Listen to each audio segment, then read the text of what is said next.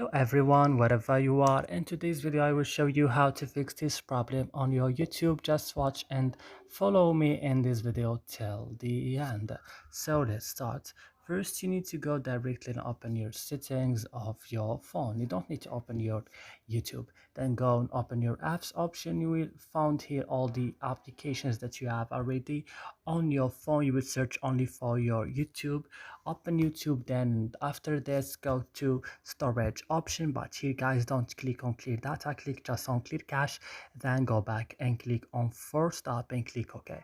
Then go to battery and allow it on optimized mode and go back. And what's next, you have to go to permission, give permission to all of this, and then go to Play Store, check that your YouTube is updated or not, and then restart your phone. So that's it guys in this video. I hope it's useful for you. Don't forget to like, also subscribe, and see you next time.